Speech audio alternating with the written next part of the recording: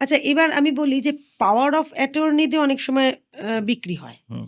তা সেটা কি খুব নিরাপদ? মানে কতটা সিকিউরিটি পাওয়ার আছে? অফ অ্যাটর্নির মেন জিনিসটা হচ্ছে কি, যিনি পাওয়ার দেন তিনি ওই মুহূর্তে রেজিস্ট্রি অফিসে রেজিস্ট্রি করার জন্য তিনি উপস্থিত হতে পারবেন না। সেই জন্য সে একজন কাউকে পাওয়ার অফ অ্যাটর্নি দিল। সেক্ষেত্রে একটা জিনিস থাকে পাওয়ার অফ অ্যাটর্নিতে, যে বিক্রয়লব্ধ অর্থ যেটা তার প্রাপ্য সেটা তার ব্যাংক অ্যাকাউন্টে জমা দিতে হবে, এবং সেই অর্থটা তার অ্যাকাউন্টে গেল কিনা বা সেই চেকটি ওই যিনি পাওয়ার অফ অ্যাটর্নি দিচ্ছেন, এক্সিকিউট করছেন, তার ফেভারে হওয়া উচিত। আচ্ছা, তাহলে হবে কি, যাকে পাওয়ার অফ অ্যাটর্নি দিয়েছে তিনি তাকে ওই অ্যাটর্নি হোল্ডার এক্সিকিউটরকে ডিপ্রাইভ করতে পারবে না, তাতে আপনার কোনো প্রবলেম নেই। কিন্তু দেখতে হবে যে আরেকটা জিনিস দেখতে হবে, এই পাওয়ার অফ অ্যাটর্নি যিনি দিয়েছেন তিনি জীবিত নাকি। আচ্ছা, পাওয়ার অফ অ্যাটর্নি ততদিনই কাজ করবে যতদিন ওই এক্সিকিউটর জীবিত থাকবে। আচ্ছা। তারপর জীবিত না থাকলে না তাহলে থাকলে ওই পাওয়ার অফ অ্যাটর্নিটা invalid। ইনভ্যালিড হয়ে যাবে। আচ্ছা, মানে তখন তাহলে কেসটার কি হবে?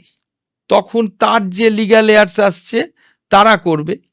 আচ্ছা, মানে তারা তাকে আবার তার কাছ থেকে পাওয়ার অফ অ্যাটর্নি নিতে হবে, অ্যাটর্নিকে নিয়ে তারপর বিক্রি করতে হবে। সাপোজ আজকে ধরুন পাওয়ার অফ অ্যাটর্নির বেসিসে কোনো একটা এগ্রিমেন্ট হলো, এক্স্যাক্টলি। এগ্রিমেন্ট হওয়ার পর তাতে পিরিয়ড আছে 3 মান্থসের ভেতরে টোটাল কনসিডারেশন দিয়ে এক্সিকিউট হয়ে যাবে ডিড অফ রেজিস্ট্রেশন।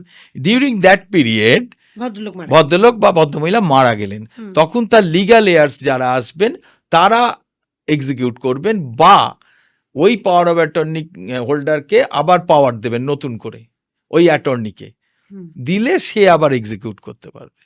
আচ্ছা, মানে কেসটা চলবে কিন্তু যারা কিন্তু মৃত ব্যক্তির ইয়েতে তো হবে না, সেই জন্য সেটাই। আচ্ছা, বাস্তু জমি ব্যাপারটা কি তাপসদা? বাস্তু জমি আজকাল সমস্ত কিছুই বাস্তু রেকর্ডেড, যেটা পর্চা থেকে দেখে নেওয়া উচিত যে ওটা রেকর্ডে কি বাস্তু আছে নাকি। বাস্তু জমি যদি পর্চায় থাকে তাহলে কোনো অসুবিধা নেই। মানে এই যে বাস্তু জমি কেনার সময় অনেক সময় ভুল হয়। না, ভুল হয় মানে কি, ধরুন অনেকে শালি জমি কেনে, ধরুন শহরের মাঝখানেই হয়তো মিউনিসিপ্যাল এলাকায় শালি জমি আছে, সেগুলোকে তখন করতে হয় কি, বাস্তুতে কনভার্ট করতে হয়। সেই কনভার্সনের অ্যাপ্লিকেশন করে বাস্তুতে কনভার্ট করতে হয়। বাস্তু কনভার্ট না করলে সেখানে বসবাসযোগ্য করা যায় না, বা কোনো রকম ফাইন্যান্সিয়াল লোন ব্যাংক বা কোনো ফাইন্যান্সিয়াল অথরিটি সেটা দিতে চায় না। জমির শ্রেণী যাকে বলে ক্লাসিফিকেশন অফ ল্যান্ড, সেটা বাস্তুতে কনভার্ট করতে হয়, এবং তাছাড়া যদি পর্চায় বাস্তু থাকে তাহলে কোনো অসুবিধা নেই। আচ্ছা তাপসদা, হঠাৎই মানে এই কথা বলতে বলতে আড্ডার তো মানে আর জমির সমস্যার তো কোনো শেষ নেই। এই যে জলা জমি অনেক সময় ভরাট করে প্রপার্টি তৈরি হচ্ছে, সেটা তো মানে ইললিগাল। অবশ্যই ইললিগাল। হ্যাঁ, তাহলে এটা তাও তো আমরা দেখি প্রচুর জলাজমি ভরাট হয়ে তার উপরে অনেক বড় বড় কনস্ট্রাকশন হয়েছে।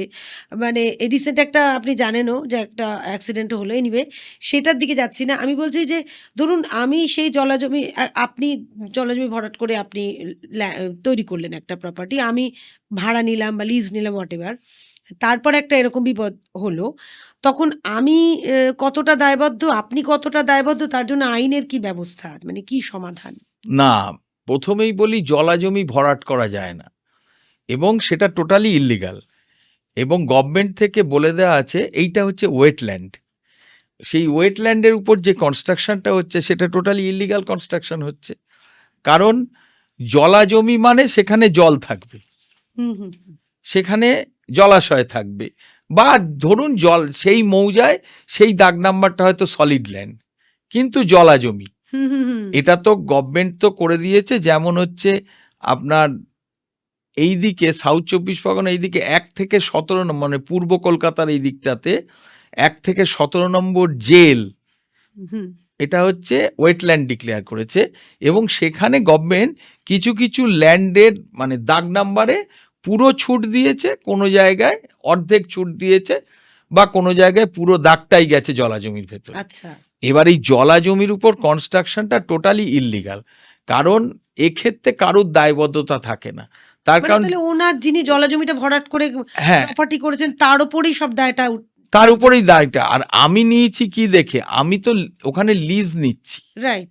আমি ওখানে লিজ নিচ্ছি বা ভাড়া নিচ্ছি। হুম হুম হুম। ভাড়া নেওয়ার জন্য আমি তখন দেখেছি যে কনস্ট্রাকশন আছে, কোনো অসুবিধা নেই, নিয়েছি। কিন্তু এটা অবশ্যই আইনজীবীকে দেখিয়ে নেওয়া উচিত যে এটা ভাড়া নেওয়া বা লিজ নেওয়ার পক্ষে সঠিক কিনা, কারণ কাগজপত্রাদি বলে দেবে ওটা জলা জমি কিনা। মানে যে ভাড়া নিচ্ছেন বা লিজ নিচ্ছেন, যদি অবশ্যই দেখেন তার যে দেখে এটা নেওয়া উচিত। জলা জমি, যে ও হয়তো ভরাট হয়ে প্রপার্টি হয়েওছে, কিন্তু তার লিজ নেওয়া উচিত না, তার আগে তার সেই নথি সংক্রান্ত সমস্ত কাগজ, মানে ওই প্লটের নথি সমস্ত দেখা উচিত কিন্তু এবং যখন কেউ আইনজীবী ভাড়া নেয় তখন তো এটা কত টাকা ভাড়া বা কিভাবে কি দিতে হবে ওনাদের সাথে কথা বলে ভাড়া নিয়ে দোকান চালায় বা বসবাস করে, এইটাই করে। মানে ভাড়া নেওয়ার সময় কি মানুষ এতটা দেখে? মানে আপনি কি সাজেস্ট করছেন এইগুলো দেখা উচিত? আমি বলি কি যে প্রতি ক্ষেত্রে আপনার তো একটা চুক্তি করতে হবে।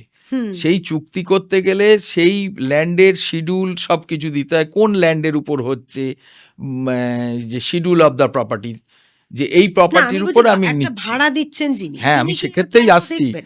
এইবার সেক্ষেত্রে আপনি যদি সেই নথিপত্রাদি যাচাই না করে নেন, তাহলে আপনি বিপদে পড়বেন। সেই জন্য আমার সাজেশন হচ্ছে অবশ্যই যে কোনো সিভিল আইনজীবীর কাছে ওই নথি সংক্রান্ত দেখে সেই অনুযায়ী এগ্রিমেন্ট করা উচিত, চুক্তি করা উচিত আচ্ছা ওই প্রপার্টি। যে আচ্ছা আমি ভাড়া নেব কি লিজ নেব, সেইগুলো তার আইনজীবী তাকে বলে দেবে যে এটা ভাড়া নেওয়ার যোগ্য কিনা। আচ্ছা, এটাই ভুল করি যখন আমরা ভাড়া মানে নিই, কখনো কোনোদের দোকান ভাড়া নিলাম বা একটা প্রপার্টি ভাড়া নিলে, স্কুল হলো, বাচ্চাদের স্কুল করলাম, সেটা জলা জমি না বাস্তু জমি না শালি জমি এইসব দেখি না।